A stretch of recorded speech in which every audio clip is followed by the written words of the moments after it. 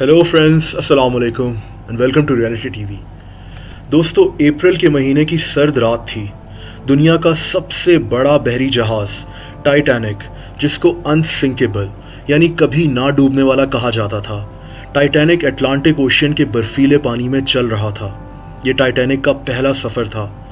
800 feet से भी लंबे और 45,000 टन वजनी टाइटैनिक में आधी रात को हज़ारों मुसाफिर सुकून की नींद सो रहे थे। ये मुसाफिर बरतानवी शहर साउथहैम्पटन से अमरीकी शहर न्यूयॉर्क की तरफ सफ़र कर रहे थे। अचानक टाइटैनिक एक आइसबर्ग से जाकर टकरा गया और टाइटैनिक जैसे अजीम शान बहरी जहाज़ में देखते ही देखते पानी भरने लगा। टाइटैनिक हज़ारों मुसाफिरों के साथ डूबना शुरू हो गया। अफसोसनाक तौर पर टाइटैनिक में लाइफ बोट्स यानी इमरजेंसी में इस्तेमाल की जाने वाली कश्तियों की कमी थी और इसीलिए ज़्यादातर मुसाफिरों की जान बचाई नहीं जा सकी। ये कहानी आप सबने पहले भी सुनी है और आप सोच रहे होंगे कि इस कहानी में कौन सी नई बात है, लेकिन आप ये सुनकर हैरान रह जाएंगे कि ये कहानी जो मैंने आपको अभी सुनाई है, ये टाइटैनिक की कहानी नहीं है। ये कहानी दरअसल 1898 में लिखी जाने वाली एक किताब की कहानी है। हैरत अंगेज तौर पर इस किताब का टाइटल था the wreck of the Titan, यानी टाइटन नामी बहरी जहाज का मलबा। दोस्तों, ये हैरत अंगेज वीडियो शुरू करने से पहले आपको बताता चलूं कि अगर आप मुझे और इस चैनल को इंस्टाग्राम पर फॉलो करना चाहते हैं तो उसका लिंक मैंने डिस्क्रिप्शन में दे दिया है और आप उसको चेक कर सकते हैं। The wreck of the Titan नामी ये किताब 1898 में यानी टाइटैनिक के डूबने से 14 साल पहले मॉर्गन रॉबर्टसन नामी एक आदमी ने लिखी थी। उस वक्त तो टाइटैनिक का कॉन्सेप्ट ही मौजूद नहीं था। टाइटैनिक की तामीर 1909 में शुरू हुई थी, जिसका मतलब यह है कि 1898 में किसी ने टाइटैनिक का सोचा तक नहीं था। इस किताब में एक कहानी लिखी गई जिसमें दुनिया के सबसे बड़े बहरी जहाज़ का जिक्र किया गया। हैरत अंगेज तौर पर किताब में इस बहरी जहाज़ का नाम टाइटन बताया गया, जो कि टाइटैनिक के नाम से बिल्कुल मिलता जुलता है। दूसरी अजीबोगरीब बात यह है कि किताब में बताया गया है कि टाइटन कभी डूब नहीं सकता, यानी ये अनसिंकेबल है। और हम सब जानते हैं कि टाइटैनिक के बारे में इसको बनाने वाली कंपनी और इसके कैप्टन ने यही दावा किया था कि ये डूब नहीं सकता, यानी ये अनसिंकेबल है। किताब में भी टाइटन को दुनिया का सबसे बड़ा बहरी जहाज़ बताया गया और टाइटैनिक भी दुनिया का सबसे बड़ा बहरी जहाज़ था। अब आप ये सोच रहे होंगे कि इतने सारे इत्तेफाक कैसे हो सकते हैं, लेकिन आगे की कहानी सुनकर आप और ज़्यादा हैरत में डूब जाएंगे।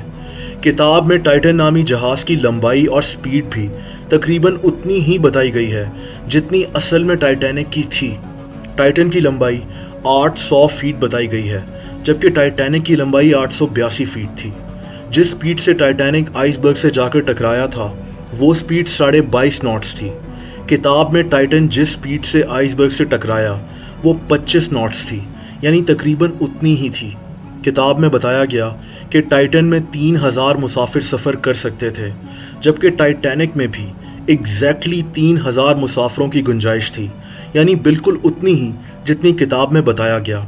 किताब में ये भी बताया गया कि टाइटन में 2500 मुसाफिर सफ़र कर रहे थे, जबकि टाइटैनिक में 2200 मुसाफिर सवार थे। किताब में टाइटन को बरतानवी कंपनी की मलकियत बताया और ये भी बिल्कुल वैसा हुआ, क्योंकि टाइटैनिक भी एक बरतानवी कंपनी की मलकियत था। हैरत अंगेज तौर पर इस किताब में टाइटन नामी बहरी जहाज़ के साथ भी वही कुछ होता बताया गया जो असल में 14 साल के बाद टाइटैनिक के साथ हुआ था, यानी टाइटन भी एक आइसबर्ग से जाकर टकरा जाता है और हम सब जानते हैं कि टाइटैनिक भी एक आइसबर्ग से टकराया था। यही नहीं, बल्कि किताब में टाइटन जिस हिस्से से जाकर आइसबर्ग से टकराता है, हकीकत में टाइटैनिक भी एग्जैक्टली उसी हिस्से से जाकर आइसबर्ग से टकराया था। बहरी जहाज़ के इस हिस्से को स्टारबोर्ड बो बोलते हैं। टाइटन किताब में आधी रात को डूबता है और टाइटैनिक भी 14 साल के बाद असल में आधी रात को ही डूबा था। दोस्तों, यही नहीं, बल्कि टाइटन में लाइफ बोट्स यानी जान बचाने वाली कश्तियों की कमी होती है और टाइटैनिक में भी बिल्कुल वैसा ही हुआ था। लाइफ बोट्स की कमी की वजह से ज़्यादातर मुसाफिरों की जान बचाई नहीं जा सकी। किताब में टाइटन नॉर्थ अटलांटिक ओशियन में डूबा था और हैरत अंगेज तौर पर टाइटैनिक भी नॉर्थ अटलांटिक ओशियन में ही डूबा था। यहाँ तक कि किताब में टाइटन को न्यू फाउंडलैंड नामी एक जजीरे से 400 नॉटिकल माइल्स की दूरी पर डूबता बताया गया है, और हकीकत में भी टाइटैनिक न्यू फाउंडलैंड नामी एक जजीरे से 400 नॉटिकल माइल्स दूर ही डूबा था। टाइटैनिक में 24 लाइफ बोट्स बताई गईं और टाइटैनिक में 20 लाइफ बोट्स थीं।